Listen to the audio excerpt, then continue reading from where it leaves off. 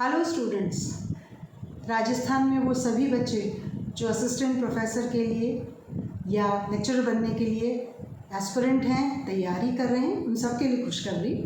राजस्थान सरकार ने Rajasthan state eligibility test 2026 की घोषणा कर दी है। ये एग्ज़ाम 6 सितंबर 2026 को होगा। इसके ऑनलाइन फॉर्म्स जो हैं वो 14 जून से और 15 जुलाई तक खुल चुके हैं।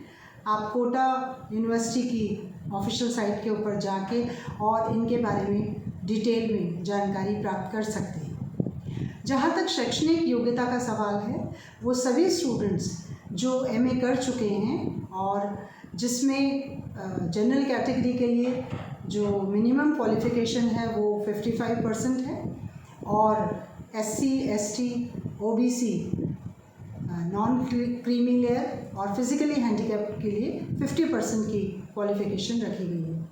इसमें एज की कोई अपर लिमिट नहीं है। वे स्टूडेंट्स जो कि एमए फाइनल का एग्ज़ाम दे रहे हैं वो भी प्रोविजनली इस एग्ज़ाम के अंदर भाग ले सकते हैं। इस एग्ज़ाम में जो पैटर्न है एग्ज़ाम का वो इस प्रकार है।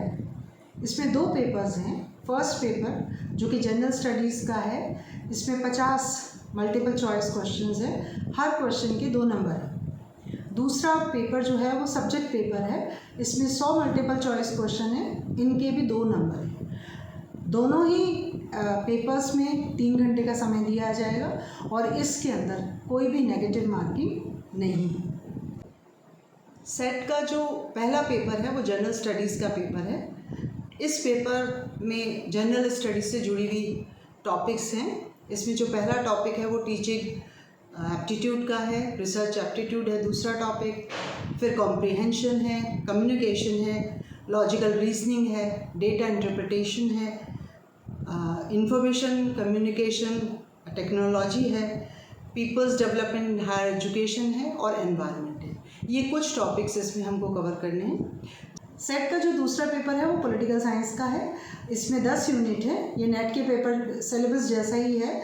इसमें पहली यूनिट राजनीतिक सिद्धांत, जिसमें हम अवधारणाएं और राजनीतिक परंपराएं पढ़ेंगे। दूसरी यूनिट में राजनीतिक चिंतन, जिसमें कन्फ्यूशियस और प्लेटो से लेके मार्क्स, रॉल्स तक हम पढ़ेंगे। तीसरी यूनिट में भारतीय राजनीतिक विचार, जिसमें कौटिल्य, कबीर, रमाबाई, तिलक, अम्बेडकर, गांधी, इन सभी को पढ़ेंगे। चौथी यूनिट में तुलनात्मक राजनीतिक विश्लेषण, जिसमें औपनिवेशिकता, राज्य का सिद्धांत, लोकतांत्रिकरण आदि पढ़ेंगे।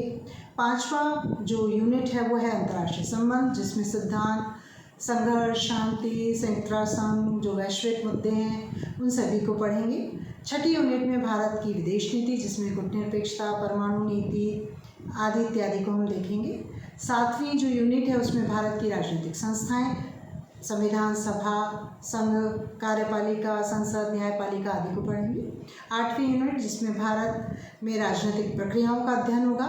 9वीं यूनिट लोक प्रशासन और 10वीं में भारत में शासन और सार्वजनिक नीति के ऊपर हम बात करेंगे। वो सभी लोग या स्टूडेंट्स जो इसकी तैयारी कर रहे हैं उनके लिए एक बात मैं ज़रूर कहना चाहूँगी कि जब आप इस एग्ज़ाम का फॉर्म भरते हैं उस वक्त आप इस माइंडसेट से फॉर्म ना भरें कि आप ये मन में बिठा लें कि एक बार मैं पेपर देखने के लिए इसमें अपीयर होता हूँ कि कैसे पेपर आते हैं। अगली जो कोशिश होगी, जो सेकंड चांस में जब लूँगा तब मैं अच्छे से पढ़ के लूँगा। तो जिस समय हम इस तरह से माइंडसेट बना लेते हैं उस समय हमारे जो प्रयास हैं वो पहले स्तर पर ही अधूरे रह जाते हैं। इसलिए जब आप इसका पेपर फॉर्म भरें उसी वक्त आप ये माइंडसेट बना लें और पूरी तैयारी के साथ इस पेपर को दें। होना ना होना ये एक अलग मुद्दा है। आप सभी मेरे चैनल को सब्सक्राइब करें ताकि मैं जो भी सेट से रिलेटेड, सिलेबस से रिलेटेड टॉपिक्स डालूँगी वो आपको उसका नोटिफिकेशन मिलता रहे। आप अपने सुझाव भी दें कि आप किस तरह से या क्या चाहते हैं कि मैं किस तरह से आपको और इस लेक्चर को यूज़फुल बनाऊँ। Thank you. मेरे चैनल को लाइक, सब्सक्राइब और शेयर करें।